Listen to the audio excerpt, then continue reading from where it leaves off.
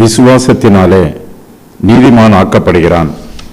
மேலும் வாய்கள் யாவும் அடைக்கப்படும்படிக்கும் உலகத்தார் யாவரும் தேவனுடைய ஆக்கினை தீர்ப்புக்கு ஏதுவானவர்களாகும்படிக்கும் நியாயப்பிரமாணம் சொல்லுகிறதெல்லாம் நியாயப்பிரமாணத்துக்கு உட்பட்டிருக்கிறவர்களுக்கே சொல்லுகிறதென்று அறிந்திருக்கிறோம். இப்படி இருக்க பாவத்தை அறிகிற அறிவு நியாயப்பிரமாணத்தினால் வருகிறபடியால் எந்த மனுஷனும் நியாயப்பிரமாணத்தின் கிரியைகளினாலே தேவனுக்கு முன்பாக நீதிமானாக்கப்படுவதில்லை. இப்படி இருக்க நியாயப்பிரமாணம் இல்லாமல் தேவ நீதி வெளியாக்கப்பட்டிருக்கிறது. அதை குறித்து நியாயப்பிரமாணமும் தீர்க்க தரிசனங்களும் சாட்சியிடுகிறது. அது இயேசு கிறிஸ்துவை பற்றும் விசுவாசத்தினாலே பலிக்கும் தேவ நீதியே. விசுவாசிக்கிற எவர்களுக்குள்ளும் எவர்கள் மேலும் அது பலிக்கும். வித்தியாசமே இல்லை. எல்லாரும் பாவம் செய்து தேவ மகிமை அற்றவர்களாகி இலவசமாய் அவருடைய கிருபையினாலே கிறிஸ்து இயேசுவிலுள்ள மீட்பைக் கொண்டு நீதிமான்கள் ஆக்கப்படுகிறார்கள். தேவன் பொறுமையாய் இருந்த முற்காலத்தில் நடந்த பாவங்களை தாம் பொறுத்து கொண்டதை குறித்து தம்முடைய நீதியை காண்பிக்கும் பொருட்டாகவும் தாம் நீதியுள்ளவரும் இயேசுவினிடத்தில் விசுவாசமாய் இருக்கிறவனை நீதிமான் ஆக்குகிறவருமாய் விளங்கும்படி இக்காலத்திலே தமது நீதியை காண்பிக்கும் பொருட்டாகவும் கிறிஸ்து இயேசுனுடைய இரத்தத்தை பற்றும் விசுவாசத்தினாலே பலிக்கும் கிருபாதார பலியாக அவரையே ஏற்படுத்தினார். இப்படி இருக்க மேன்மை பாராட்டல் எங்கே? அது நீக்கப்பட்டதே. எந்த பிரமாணத்தினாலே? கிரியா பிரமாணத்தினாலேயா? அல்ல, விசுவாச பிரமாணத்தினாலேயே. ஆதலால் மனுஷன் நியாயப்பிரமாணத்தின் கிரியைகள் இல்லாமல் விசுவாசத்தினாலேயே நீதிமானாக்கப்படுகிறான் என்று தீர்க்கிறோம். தேவன் யூதருக்கு மாத்திரமா தேவன்? பிரஜாதிகளுக்கும் தேவன் அல்லவா? ஆம், பிரஜாதிகளுக்கும் அவர் தேவன்தான். விருத்த சேதனம் உள்ளவர்களை விசுவாசத்தினாலும் விருத்த சேதனம் இல்லாதவர்களை விசுவாசத்தின் மூலமாயும் நீதிமான்கள் ஆக்குகிற தேவன் ஒருவரே. அப்படியானால் விசுவாசத்தினாலே நியாயப்பிரமாணத்தை அவமாக்குகிறோமா? அப்படி அல்ல, நியாயப்பிரமாணத்தை நிலைநிறுத்துகிறோமே.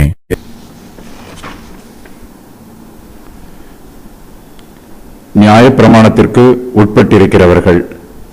மேலும் வாய்கள் யாவும் அடைக்கப்பட்டும்படிக்கும் உலகத்தார் யாவரும் தேவனுடைய ஆக்கினை தீர்ப்புக்கு ஏதுவானவர்கள் ஆகும்படிக்கும் நியாயப்பிரமாணம் சொல்லுகிறதெல்லாம் நியாயப்பிரமாணத்துக்கு உட்பட்டிருக்கிறவர்களுக்கே சொல்லுகிறது என்று அறிந்திருக்கிறோம். நியாயப்பிரமாணத்தின் கிரியைகளினால் மனுஷன் நீதிமானாக முடியாது. இது வீணான முயற்சி. விசுவாசத்தினாலேயே நாம் நீதிமான் ஆக்கப்படுகிறோம். பவுல் இந்த நிருபத்தின் முடிவில் இந்த சத்தியத்தை இவ்வாறு தெளிவுபடுத்துகிறார். மனுஷன் நியாயப்பிரமாணத்தின் கிரியைகள் இல்லாமல் விசுவாசத்தினாலேயே நீதிமான் ஆக்கப்படுகிறான் என்று தீர்க்கிறோம். மனுஷன் பாவத்தினால் கரைப்பட்டிருக்கிறான். பாவத்தினால் கரைப்பட்டவனை தேவன் தம்முடைய சமூகத்திற்கு முன்பாக அங்கீகரிக்க மாட்டார்.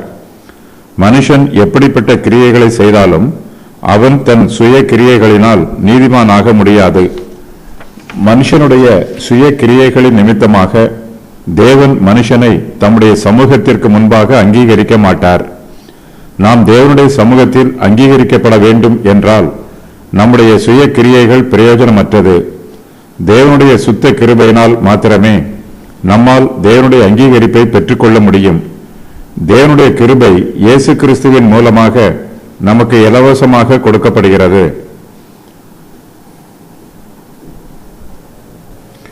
அப்போஸ்தலர் பவுல் இந்த சத்தியத்தை விவரிக்கும் போது 2 காரியங்களை குறிப்பிடுகிறார். மனுஷனுடைய பாவமும் அநீதியும் அவன் தேவனுடைய சமூகத்திற்கு முன்பாக போவதற்கு அவனை தடை பண்ணுகிறது. நியாய பிரமாணத்தின் கிரியைகளினால் நாம் நீதிமானாக்கப்பட முடியாது. ஆனாலும் நம்முடைய விசுவாசத்தினால் தேவன் நம்மை நீதிமான் ஆக்குகிறார். நாம் நியாய பிரமாணத்தின் கிரியைகளை செய்யாமலேயே தேவன் தம்முடைய கிருபையினால் நம்முடைய விசுவாசத்தை கொண்டு நம்மை நீதிமான் ஆக்குகிறார். இதனால் தேவனுடைய மகிமை வெளிப்படுகிறது. நியாய பிரமாணத்தை மீறி நாம் பாவம் செய்கிறோம். நியாய பிரமாணத்தின் கிரியைகளினால் நாம் நீதிமான்கள் ஆக்கப்படுவதற்கு வாய்ப்பே இல்லை. பவுல் நியாயப்பிரமாணத்தின் கிரியைகளை பற்றி எழுதும்போது இதை விசேஷமாக யூதருக்கே எழுதுகிறார். நியாயப்பிரமாணம் சொல்லுகிறதெல்லாம் நியாயப்பிரமாணத்திற்கு உட்பட்டிருக்கிறவர்களுக்கே சொல்லுகிறது. யூதருடைய பிரமாணத்தில் இது எழுதப்பட்டிருக்கிறது. ஆகையினால் இந்த சத்தியம் யூதருக்கே பிரதானமாக சொல்லப்பட்டிருக்கிறது. நியாயப்பிரமாணம் மனுஷரை குற்றப்படுத்துகிறது. நம்முடைய கிரியைகளினால் நாம் நீதிமான்கள் ஆக்கப்பட முடியாது. ஆனால் நம்முடைய விசுவாசத்தினால் தேவன் நம்மை நீதிமான் ஆக்குகிறார். நாம் நீதிமான் ஆக்கப்படுவது தேவனுடைய கிருபை. தேவனுடைய கிருபைக்கு முன்பாக நாம் நம்மை தாழ்த்தி வாய்களை பொத்தி பயபக்தியோடு மௌனமாக இருக்கிறோம். நாம் விசுவாசத்தினால் நீதிமான்கள் ஆக்கப்படுவதை பற்றி பவுல் எழுதும்போது வாய்கள் யாவும் அடைக்கப்படும்படிக்கும் என்று எழுதுகிறார். நாம் விசுவாசத்தினால் நீதிமான்கள் ஆக்கப்படும் போது நம்முடைய பாவங்களையும் உணர்ந்திருக்கிறோம். நம்முடைய கிரியைகளினால் நாம் நீதிமான்கள் ஆக்கப்பட முடியாது என்பதையும் உணர்ந்திருக்கிறோம். நாம் விசுவாசத்தினாலேயே நீதிமான்கள் ஆக்கப்பட்டிருக்கிறோம் என்பதையும் உணர்ந்திருக்கிறோம். ஆகையினால் நாம் பேசுவதற்கு இடமில்லை. நம்முடைய வாய்கள் யாவும் அடைக்கப்பட்டிருக்கிறது. விசுவாசத்தினால் நீதிமான் ஆக்கப்படுகிற சத்தியத்தை பவுல் முதலில் யூதருக்கென்று சொல்லிவிட்டு அதன் பின்பு இதை உலகத்தார் யாவருக்கும் பொதுவாக சொல்லுகிறார். உலகத்தார் யாவரும் தேவனுடைய ஆக்கினை தீர்ப்புக்கு ஏதுவானவர்கள் ஆகும்படிக்கு நியாயப்பிரமாணம் சொல்லுகிறதெல்லாம் நியாயப்பிரமாணத்திற்கு உட்பட்டிருக்கிறவர்களுக்கே சொல்லுகிறது என்று குறிப்பிடுகிறார். யூதர்கள் தேவனுடைய ஆக்கினை தீர்ப்புக்கு ஏதுவானவர்களாக இருப்பது போல புறஜாதியாரும் ஆக்கினை தீர்ப்புக்கு ஏதுவானவர்களாக இருக்கிறார்கள். தேவனுக்கு முன்பாக நாம் எல்லோருமே குற்றவாளிகளாக இருக்கிறோம். தேவன் நம்மை அங்கீகரிக்க வேண்டும் என்றால் நாம் எல்லோருமே நீதிமானாக்கப்பட வேண்டும். நீதிமான்களை மாத்திரமே தேவன் அங்கீகரிக்கிறார். நியாயப்பிரமாணத்தின் கிரியைகளினால் நம்மால் நீதிமான்கள் ஆக முடியாது. நம்முடைய விசுவாசத்தினால் தேவன் நம்மை நீதிமான்கள் ஆக்குகிறார். ரோமர் 3:10 முதல் 18 வரை உள்ள வசனங்கள் தங்களுக்கு பொருந்தாது என்று யூதர்கள் நினைக்கிறார்கள். ஆனால் நியாயப்பிரமாணத்திற்கு உட்பட்டிருக்கும் அனைவருக்குமே இந்த வசனங்கள் பொருந்தும் என்று பவுல் கூறுகிறார். நியாயப்பிரமாணத்தினால் அதை நம்புகிறவர்களுடைய யாவும் அடைக்கப்பட்டு விட்டது. நியாயப்பிரமாணத்தினால் உலகத்தார் யாவரும் தேவனுடைய ஆக்கினை தீர்ப்புக்கு ஏதுவானவர்கள் ஆனார்கள். பாவத்தை அறிகிற அறிவு இப்படி இருக்க, பாவத்தை அறிகிற அறிவு நியாயப்பிரமாணத்தினால் வருகிறபடியால் எந்த மனுஷனும் நியாயப்பிரமாணத்தின் கிரியைகளினாலே தேவனுக்கு முன்பாக நீதிமான் ஆக்கப்படுவதில்லை. நியாயப்பிரமாணம் மனுஷனை நீதிமான் ஆக்காது, அது மனுஷனை குற்றவாளி ஆக்குகிறது. பாவத்தை அறிகிற அறிவு நியாயப்பிரமாணத்தினால் வருகிறது. நியாயப்பிரமாணம் நம்மை ஆக்கினைக்குள்ளாக தீர்ப்பதினால் இந்த நியாயப்பிரமாணம் நம்மை ஒருபோதும் நீதிமான் ஆக்காது. நாம் நியாயப்பிரமாணத்தை சரியாக பயன்படுத்தினால் நம்முடைய ஆத்மாவில் உள்ள காயங்கள் நமக்கு வெளிப்படையாக தெரியும். நியாயப்பிரமாணத்தினால் ஆத்மாவின் காயங்களை காண்பிக்க மாத்திரமே முடியும். காயத்தை குணப்படுத்தும் ஆற்றல் நியாயப்பிரமாணத்திற்கு இல்லை. நம்முடைய ஆத்மாவில் இன்னும் எத்தனை காயங்கள் இருக்கிறது என்று அலசி ஆராய்ந்து பார்ப்பதற்கு நியாயப்பிரமாணம் உதவி புரியும். நியாயப்பிரமாணத்தினால் காயங்களை காண்பிக்க மாத்திரம்தான் முடியுமே தவிர இந்த நியாயப்பிரமாணத்தினால் ஒருபோதும் காயத்தை குணப்படுத்த முடியாது. பவுல் நியாயப்பிரமாணத்தை பற்றி எழுதும்போது, முன்னே நியாயப்பிரமாணம் இல்லாதவனாய் இருந்தபோது நான் ஜீவன் உள்ளவனாய் இருந்தேன். கற்பனை வந்தபோது பாவம் உயிர் கொண்டது, நான் மரித்தவன் ஆனேன் என்று எழுதுகிறார். ஆகையினால் எந்த மனுஷனும் நியாயப்பிரமாணத்தின் கிரியைகளினாலே தேவனுக்கு முன்பாக நீதிமான் ஆக்கப்படுவதில்லை. நியாயப்பிரமாணத்தின் கிரியைகளினால் நாம் நீதிமான் ஆக்கப்பட முயற்சி பண்ணும் போதெல்லாம் நம்முடைய பாவ சுபாவம் நாம் நீதிமான் ஆவதற்கு தடையாய் இருக்கும். பாவ சுபாவம் நம்மிடத்தில் நிரந்தரமாக தங்கியிருக்கும். நம்முடைய பாவ சுபாவங்களை நம்முடைய கிரியைகளினால் நம்மை விட்டு நீக்கி போட முடியாது. ஆகையினால் எந்த மனுஷனும் நியாயப்பிரமாணத்தின் கிரியைகளினாலே தேவனுக்கு முன்பாக நீதிமான் ஆக்கப்படுவதில்லை என்று பவுல் எழுதுகிறார். நம்முடைய கிரியைகளினால் நம்மை நாமே நீதிமான் ஆக்கிக் கொள்ள முடியாது. நம்முடைய குற்ற மனச்சாட்சி தேவனுக்கும் நமக்கும் நடுவே தடையாக இருக்கும். நியாயப்பிரமாணத்தின் கிரியைகளினால் நம்முடைய குற்ற மனச்சாட்சியை நீக்கி போட முடியாது. ஆகையினால் நியாயப்பிரமாணத்தின் கிரியைகளினாலே எந்த மனுஷனும் தேவனுக்கு முன்பாக நீதிமான் ஆக்கப்படுவதில்லை. நியாயப்பிரமாணம் மனுஷனை குற்றப்படுத்தும், அது யாரையும் நீதிமான் ஆக்காது. ஒருவன் நியாயப்பிரமாணத்தை மீறாமல் ஜீவித்தால் அவன் குற்றம் இல்லாதவனாக இருப்பான். குற்றம் இல்லாதவன் என்பதற்கு நீதிமான் என்பது பொருள் அல்ல. தேவ நீதி இப்படி இருக்க, நியாயப்பிரமாணம் இல்லாமல் தேவ நீதி வெளியாக்கப்பட்டிருக்கிறது. அதை குறித்து நியாயப்பிரமாணமும் தீர்க்க தரிசனங்களும் சாட்சியிடுகிறது. அது இயேசு கிறிஸ்துவை பற்றும் விசுவாசத்தினாலே பலிக்கும் தேவ நீதியே. விசுவாசிக்கிற எவர்களுக்குள்ளும் எவர்கள் மேலும் அது பலிக்கும், வித்தியாசமே இல்லை. கிறிஸ்துவின் நீதியில் நாம் விசுவாசம் வைக்கும்போது மாத்திரமே நாம் நீதிமான் ஆக்கப்படுகிறோம். பாவம் செய்கிற ஆத்மாவுக்கு நம்பிக்கையே இல்லை என்று சொல்ல முடியாது. பாவத்தின் மீறுதலினால் ஆத்மாவில் உண்டான காயம் குணமடையாது என்றும் சொல்ல முடியாது. நம்முடைய சுய கிரியைகளினால் இவற்றை செய்ய முடியாது. ஆனால் தேவனுடைய கிருபை இதை நமக்கு சாத்தியமாக்கி தந்திருக்கிறது. நியாயப்பிரமாணம் இல்லாமல் தேவ நீதி வெளிப்பட்டிருக்கிறது. இது சுவிசேஷத்தின் கீழ் வெளிப்பட்டிருக்கிறது. நியாயப்பிரமாணம் இல்லாமல் சுவிசேஷத்தின் மூலமாக தேவ நீதி வெளியாக்கப்பட்டிருக்கிறது. தேவன் இந்த நீதியை கொடுத்திருக்கிறார். இந்த நீதியை அங்கீகரிக்கிறார். இந்த நீதியை தம்முடைய நீதியினால் பிரதிஷ்டை பண்ணியிருக்கிறார். தம்முடைய தேவ நீதியையே தேவன் நம்மீது அபிஷேகம் பண்ணுகிறார். தேவ நீதியானது வெளியாக்கப்பட்டிருக்கிறது. சுவிசேஷத்தின் மூலமாக நீதிமானாக்கப்படுவது என்பது ஒரு பெரும் பாதையை போன்றது. இந்த பாதை நமக்காக திறக்கப்பட்டிருக்கிறது. நீதிமானாக்கப்படுகிற இந்த பாதை நமக்கு நியாயப்பிரமாணம் இல்லாமல் கொடுக்கப்பட்டிருக்கிறது. இயேசு கிறிஸ்துவின் மூலமாய் உண்டாயிருக்கிற நீதி பரிபூரண நீதியாகும். இந்த நீதியை குறித்து நியாயப்பிரமாணமும் தீர்க்க தரிசனங்களும் சாட்சியிடுகிறது. நியாயப்பிரமாணம் நம்மை நீதிமான் ஆக்காது. ஆனால் நாம் நீதிமான் ஆக்கப்படுவதற்கு நமக்கு கொடுக்கப்பட்டிருக்கிற வேறொரு வழியை பற்றி நியாயப்பிரமாணம் நமக்கு சாட்சியாக அறிவிக்கிறது. இயேசு கிறிஸ்துவே தேவ நீதி என்று அந்த நீதியை குறித்து நியாயப்பிரமாணமும் தீர்க்க தரிசனங்களும் சாட்சியிடுகிறது. இயேசு கிறிஸ்துவை பற்றும் விசுவாசத்தினாலே நமக்கு தேவ நீதி உண்டாகும். இயேசு கிறிஸ்துவே இந்த தேவ நீதியை மனுக்குலத்திற்கு கொடுத்திருக்கிறார். தேவன் இந்த நீதியை அங்கீகரித்திருக்கிறார். நாம் இயேசு கிறிஸ்துவை விசுவாசிக்கும் போது நமக்கும் இந்த தேவ நீதி கிடைக்கும். இயேசு கிறிஸ்துவை விசுவாசிக்கிற எவர்களுக்குள்ளும் எவர்கள் மேலும் தேவநீதி பலிக்கும். இயேசு கிறிஸ்துவின் மூலமாக நாம் எல்லோரும் தேவனுடைய சமூகத்திற்கு முன்பாக நீதிமான்களாக வருகிற சிலாக்கியத்தை பெற்றிருக்கிறோம். இந்த சிலாக்கியம் யூதருக்கும் பிரஜாதியாருக்கும் பொதுவானது, வித்தியாசம் இல்லை. சுவிசேஷம் யாரையும் புறம்பே தள்ளுவதில்லை. ஒரு சிலர் சுவிசேஷத்தை ஏற்றுக்கொள்ளாமல் தாங்களாகவே சுவிசேஷத்தை விட்டு விலகி போய் விடுகிறார்கள். இயேசு கிறிஸ்துவை விசுவாசியாமல் இருக்கிறார்கள். இவர்களுக்கு தேவநீதி பலிக்காது. ஆனால் இயேசு கிறிஸ்துவை விசுவாசிக்கிற எல்லோருக்கும் இந்த தேவ நீதி கிடைக்கும். இயேசு கிறிஸ்துவை விசுவாசிப்பதினால் தேவன் நம் எல்லோரையும் நீதிமான்கள் ஆக்குகிறார்.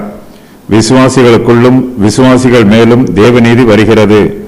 விசுவாசிகளுக்குள்ளும் என்பது உள்ளான ரட்சிப்பின் அனுபவத்தை குறிக்கிறது. விசுவாசிகள் மேலும் என்பது தேவன் தம்முடைய நீதியை ஒரு கிரீடம் போலவும் ஒரு ராஜ வஸ்திரம் போலவும் நம்மீது அணிவிப்பதை குறிக்கிறது. புதிய ஏற்பாட்டில் இயேசு கிறிஸ்துவின் சுவிசேஷ செய்தி தெளிவாக இருக்கிறது. இயேசு கிறிஸ்து தமது கிருபையினாலும் தமது கிருபாதார பலியினாலும் பாவிகளை மன்னிக்கிறார். இயேசு கிறிஸ்துவில் வைக்கும் விசுவாசத்தினால் பாவிகளை நீதிமான்கள் ஆக்குகிறார். இவர்கள் நியாயப்பிரமாணம் இல்லாமலேயே நீதிமான்கள் ஆக்கப்படுகிறார்கள். இயேசு கிறிஸ்துவில் வைக்கும் விசுவாசத்தை குறித்து நியாயப்பிரமாணமும் தீர்க்க தரிசனங்களும் சாட்சியிடுகிறது. அதை குறித்து என்பது மனுஷன் நீதிமான் ஆக்கப்படுவதை குறித்து என்று பொருள்படும். நியாயப்பிரமாணங்களிலும் தீர்க்கதரிசிகளின் புஸ்தகங்களிலும் இயேசு கிறிஸ்துவின் கிருபாதார பலியை பற்றி முன்னறிவிக்கப்பட்டிருக்கிறது. நியாயப்பிரமாணமும் தீர்க்கதரிசிகளின் உபதேசங்களும் இல்லாமலேயே மனுஷன் இயேசு கிறிஸ்துவில் வைக்கும் விசுவாசத்தினால் நீதிமான் ஆக்கப்படுகிறான். இயேசு கிறிஸ்துவில் வைக்கும் விசுவாசத்தினாலே மனுஷன் நீதிமானாக்கப்படுவது இயேசு கிறிஸ்துவை பற்றும் விசுவாசத்தினாலே பலிக்கும் தேவ நீதியே. விசுவாசிக்கிற எவர்களுக்குள்ளும் எவர்கள் மேலும் அது பலிக்கும். அவர்கள் யூதராக இருந்தாலும் புறஜாதியாராக இருந்தாலும் இயேசு கிறிஸ்துவில் விசுவாசம் வைக்கும்போது அவர்கள் நீதிமான்கள் ஆக்கப்படுகிறார்கள். இதில் யூதர் என்றும் புறஜாதியார் என்றும் வித்தியாசம் எதுவும் இல்லை. எல்லாரும் பாவம் செய்து தேவ மகிமை அற்றவர்களாகி மனுஷர் எல்லோருமே தேவ மகிமையை பெற்றுக்கொள்ள வேண்டும். இதுவே மனுஷரின் பிரதான இலக்கு. ஆனால் மனுஷரோ தேவ மகிமை அற்றவர்களாக இருக்கிறார்கள்.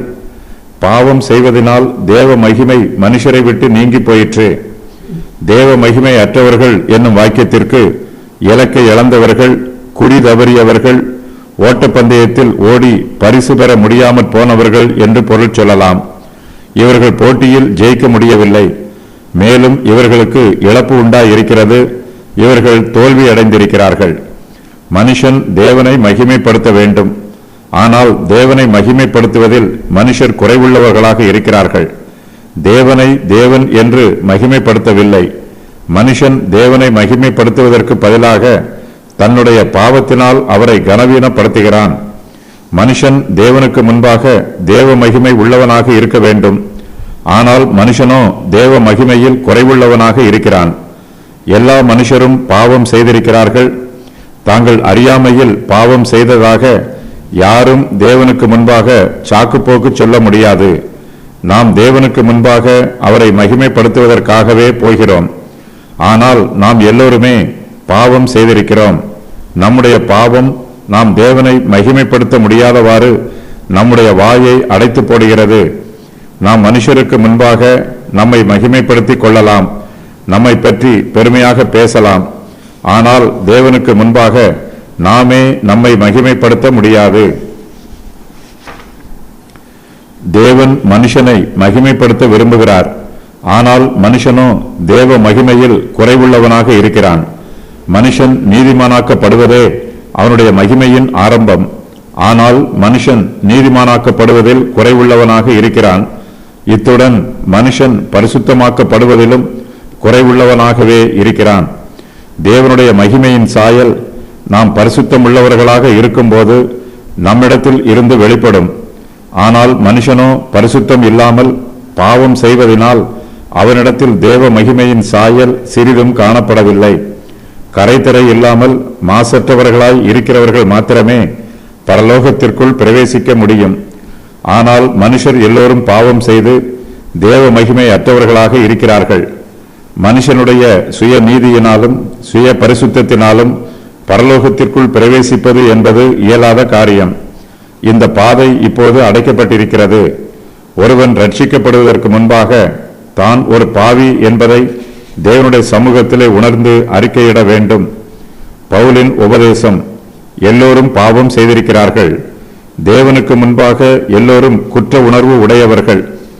நியாயப்பிரமாணம் ஒருவனையும் நீதிமான் ஆக்காது. நியாயப்பிரமாணம் ஒருவனை குற்றப்படுத்த மட்டுமே செய்யும். இயேசு கிறிஸ்துவில் வைக்கும் விசுவாசத்தினால் தேவன் மீட்பை உண்டு பண்ணி இருக்கிறார். யாரும் மேன்மை பாராட்ட முடியாது. தன்னைத்தானே மனுஷனால் ரட்சித்துக் கொள்ள முடியாது. தேவனுடைய மீட்பின் திட்டத்தை ஏற்றுக்கொள்வதனாலேயே மனுஷன் நீதிமான் ஆக்கப்படுகிறான். தேவனுடைய கிருபை இலவசமாய் அவருடைய கிருபையினாலே கிறிஸ்து இயேசுவில் உள்ள மீட்பை கொண்டு நீதிமான்கள் ஆக்கப்படுகிறார்கள். நாம் இலவசமாய் தேவனுடைய கிருபையினாலே நீதிமான்கள் ஆக்கப்படுகிறோம். தேவனுடைய கிருபை இல்லை என்றால் நாம் நீதிமான்கள் ஆக்கப்பட மாட்டோம். பவுல் தேவனுடைய கிருபையை பற்றி சொல்லும்போது இலவசமாய் தேவனுடைய கிருபையினாலே என்று வலியுறுத்தி சொல்லுகிறார். தேவனுடைய கிருபை நமக்கு இலவசமாய் கொடுக்கப்படுகிறது. தேவனுடைய கிருபையை பெற்றுக்கொள்வதற்கு நாம் யாருமே தகுதி உள்ளவர்கள் அல்ல. நம்முடைய தகுதியை பார்த்து தேவன் தம்முடைய கிருபையை நமக்கு கொடுப்பதில்லை, இலவசமாய் கொடுக்கிறார். நாம் கிறிஸ்து இயேசுவில் உள்ள மீட்பை கொண்டு நீதிமான்கள் ஆக்கப்படுகிறோம். தேவனுடைய கிருபை நமக்கு இலவசமாக கொடுக்கப்பட்டாலும் இயேசு கிறிஸ்துவே இந்த கிருபையை கிரயம் செலுத்தி வாங்கி இருக்கிறார். தம்முடைய இரத்தத்தையே மீட்பின் கிரயமாக செலுத்தி தேவ கிருபையை கிரயத்துக்கு பெற்றிருக்கிறார். இயேசு கிறிஸ்து தேவ கிருபையை கிரயத்திற்கு வாங்கி இருந்தாலும் அந்த கிருபையை நாம் இலவசமாய் பெற்றுக்கொள்வதற்கு தடை ஏதும் இல்லை. இயேசு கிறிஸ்து நமக்கு இலவசமாய் கொடுப்பதற்காகவே தேவ கிருபையை வாங்கி இருக்கிறார். தேவன் பாவிகளை குற்றமற்றவர்களாக அறிவிக்கிறார். பரலோகத்தின் நீதிமன்றத்தில் பாவிகளை குற்றமற்றவர்களாக விடுதலை பண்ணி அவர்களை நீதிமான்களாக அங்கீகரிக்கிறார். தேவன் மனுஷரிடத்தில் காண்பிக்கும் தயவு, தேவனுடைய கிருபையை பெற்றுக்கொள்வதற்கு மனுஷனுக்கு எந்தவித தகுதியும் இல்லை. தகுதியற்ற மனுஷனுக்கு தேவன் காண்பிக்கும் தயவே கிருபை எனப்படும். வேதாகமத்தில் மீட்பு என்னும் சொல் பல வழிகளில் பொருள் தரும்.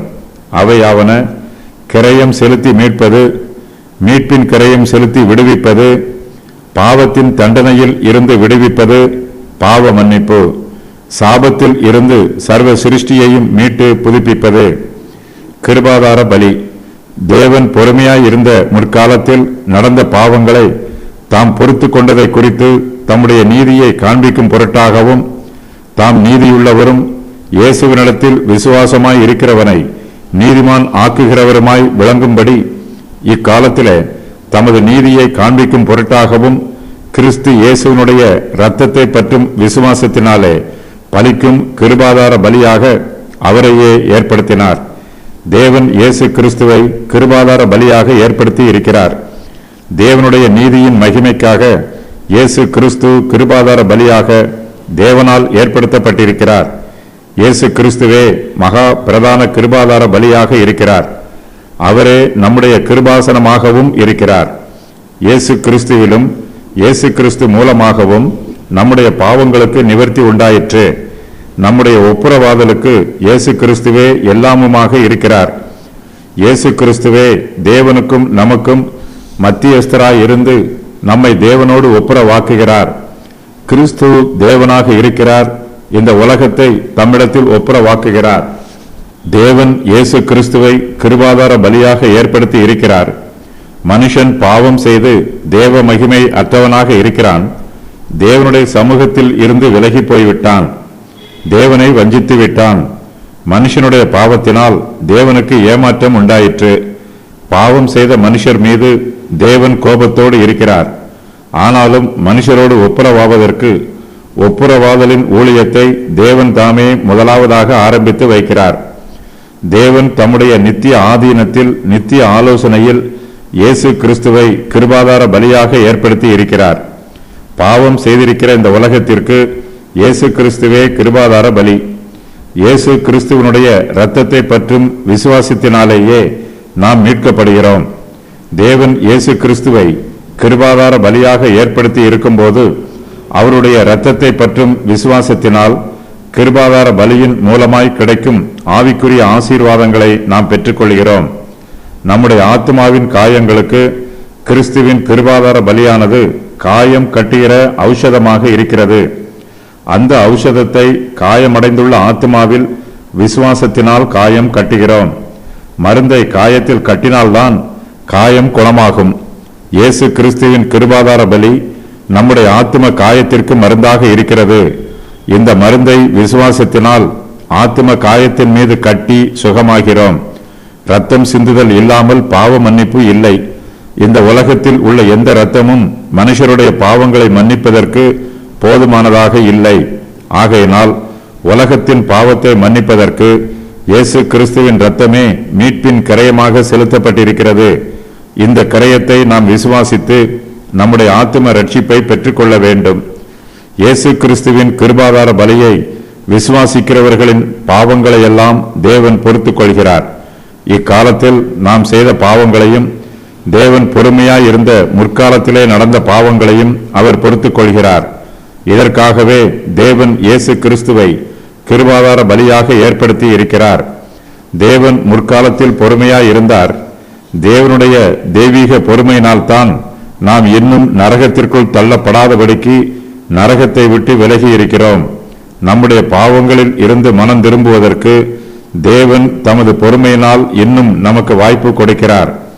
நாம் பரலோகத்தில் பிரவேசிக்கிற சிலாக்கியம் தேவனுடைய பொறுமையினால் இன்னும் நம்மை விட்டு அகற்றப்படாமல் இருக்கிறது. தேவன் பொறுமையாய் இருந்த முற்காலத்தில் நடந்த பாவங்களை பொறுத்து கொண்டார். நாம் பாவம் செய்திருந்தாலும் தேவனுடைய பொறுமையினாலே நமக்கு பாவத்திற்கான தண்டனை உடனடியாக கொடுக்கப்படவில்லை. திராட்சை தோட்டத்து எஜமான் கனிகொடாத மரங்களை எல்லாம் வெட்டி போட வேண்டும் என்று சொன்னபோது, இந்த வருஷமும் இருக்கட்டும் என்று தோட்டக்காரன் பரிந்து பேசினான். தேவன் தம்முடைய நீதியினால் நம்மை ஆக்கினைக்கு உள்ளாக தீர்க்க வேண்டும் என்று தீர்மானித்த போது இயேசு கிறிஸ்து நமக்காக பரிந்து பேசுகிறார். நம்மை மீட்பதற்காக கிறிஸ்து தாமே கிருபாதார பலியாக சிலுவையில் மரித்தார். இயேசு கிறிஸ்துவின் பரிந்து பேசும் ஊழியத்தினால் நாம் நரகத்திற்குள் தள்ளப்படாமல் இன்னும் நரகத்தை விட்டு விலகியே இருக்கிறோம். நரகத்தின் மறுபக்கத்தில் இருக்கிறோம்.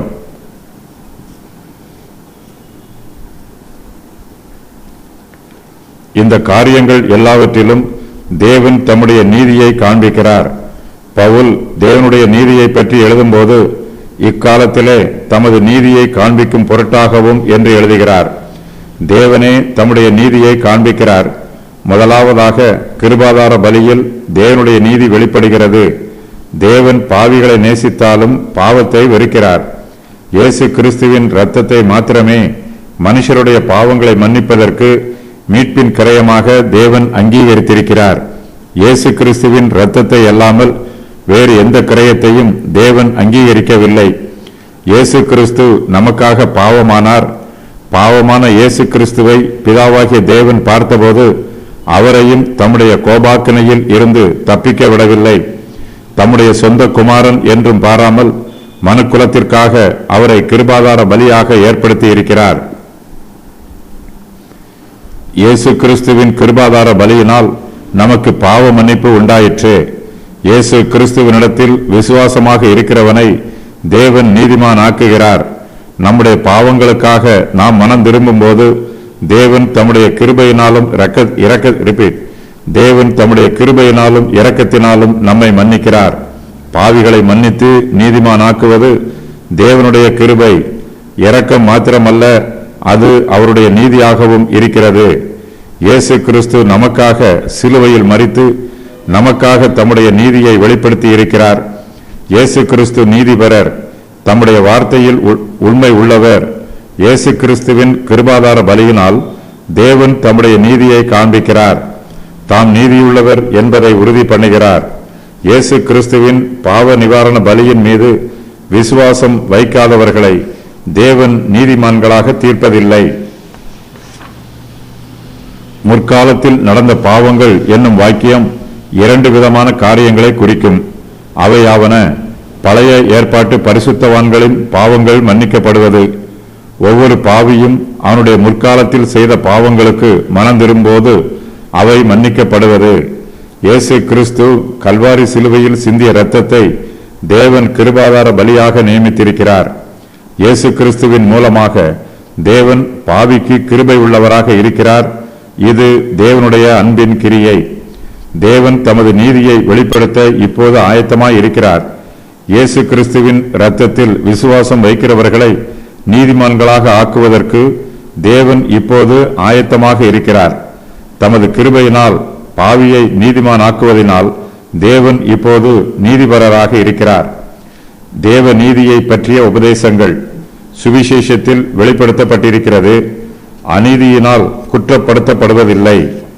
நியாயப்பிரமாணம் இல்லாமல் தேவ நீதி வெளியாக்கப்பட்டிருக்கிறது. நீதியை குறித்து நியாயப்பிரமாணமும் தீர்க்க தரிசனங்களும் சாட்சியிடுகிறது. எல்லோருக்கும் ஒன்று போலவே இலவசமாய் கொடுக்கப்பட்டிருக்கிறது. நியாயப்பிரமாணம் இல்லாமல் தேவனுடைய நீதி விசுவாசத்தினாலே பலிக்கும்.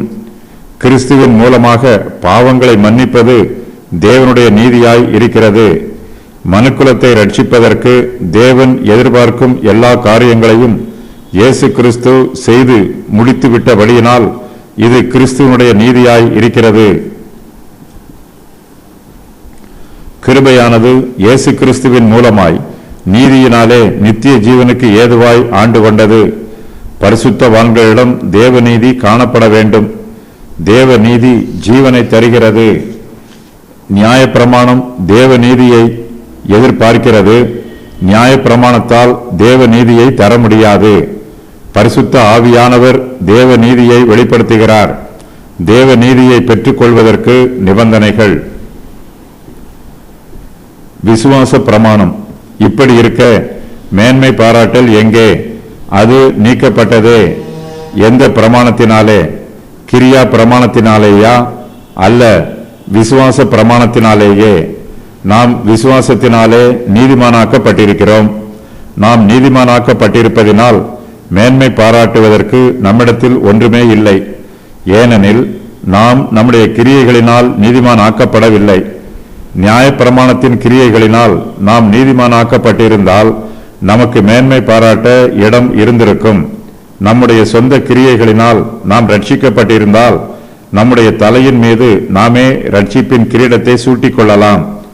ஆனால் மனுஷர் யாரும் நியாயப்பிரமாணத்தின் கிரியைகளினால் ரட்சிக்கப்படவில்லை. நியாயப்பிரமாணம் மனுஷனை நீதிமான் ஆக்காது. விசுவாச பிரமாணத்தினாலேயே நாம் நீதிமான் ஆக்கப்பட்டிருக்கிறோம். விசுவாச பிரமாணத்தில் மேன்மை பாராட்டுவதற்கு இடமில்லை. நம்மிடத்தில் விசுவாசம் இருக்கும்போது நாம் மிகுந்த மனத்தாழ்மையோடு தேவனுடைய சமூகத்திற்கு முன்பாக வருவோம். நம்மிடத்தில் உள்ள பெருமைகளை எல்லாம் தேவனுக்கு முன்பாக நீக்கி போடுவோம். நம்முடைய சுயத்தை மறுதலிப்போம். நம்மை நாமே வெறுமையாக்குவோம். நாம் ஒன்றுமில்லை என்று அறிக்கை செய்வோம். பவுல் இங்கு 2 விதமான பிரமாணங்களை பற்றி எழுதுகிறார். அவையாவன கிரியா பிரமாணம், விசுவாச பிரமாணம். விசுவாசிகளாகிய நாம் நியாய பிரமாணத்தின்படி ஆளுகை செய்யப்படவில்லை. ஆனாலும் தேவன் நமக்கு பிரமாணத்தை கொடுக்காமல் நம்மை எதேச்சையாக அனுப்பிவிடவில்லை. நமக்கு விசுவாச பிரமாணத்தை கொடுத்திருக்கிறார். விசுவாசமே நம்முடைய பிரமாணம். விசுவாசத்தின் மூலமாய் கிருபை கிரியை செய்கிறது. தேவன் நம்மை நம்முடைய விசுவாசத்தினால் நீதிமான் ஆக்குகிறார். ரோமர் 3:27-28 ஆகிய வசனங்களில் பவுலுக்கும் யூதருக்கும் நடைபெறும் சம்பாஷணையை மறுபடியுமாக வாசிக்கிறோம். ரோமர் 3:9 வசனத்தில் இருந்து பவுல் யூதரை பற்றி விளக்கி கூறி வருகிறார். யூதரும் புறஜாதியாரை போலவே குற்றமுடையவர்கள், ஆக்கினைக்கு உட்பட்டவர்கள், கிறிஸ்துவின் மீட்பின் கிரியையினால் ரட்சிக்கப்பட வேண்டியவர்கள். ஆகையினால் யூதருக்கு தங்களுடைய மார்க்கத்தை குறித்து மேன்மை பாராட்ட ஒன்றுமே இல்லை. பவுல் 2 பிரமாணங்களை பற்றி பேசுகிறார். அவையாவன கிரியா பிரமாணம், விசுவாச பிரமாணம். யூதர்கள் நியாய பிரமாணத்தின்படி கிரியை செய்து ரட்சிக்கப்படலாம் என்று நினைக்கிறார்கள். ஆனால் அவர்களால் முடியவில்லை. கிரியா பிரமாணம் மன்னிப்பை தராது. கிரியா பிரமாணத்தை நம்புகிறவர்கள் பிரமாணங்களுக்கு கீழ்ப்படிந்து ஜீவிக்க வேண்டும்.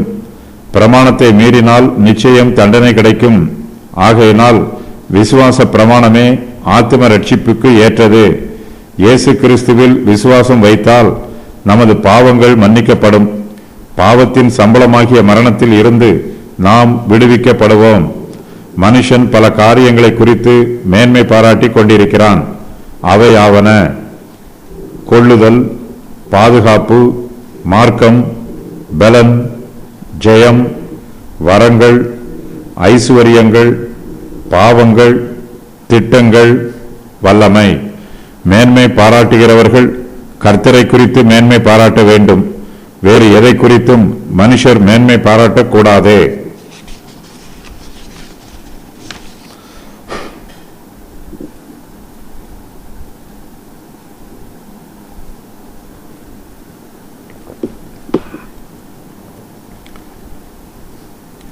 நீதிமான்கள் ஆக்குகிற தேவன்.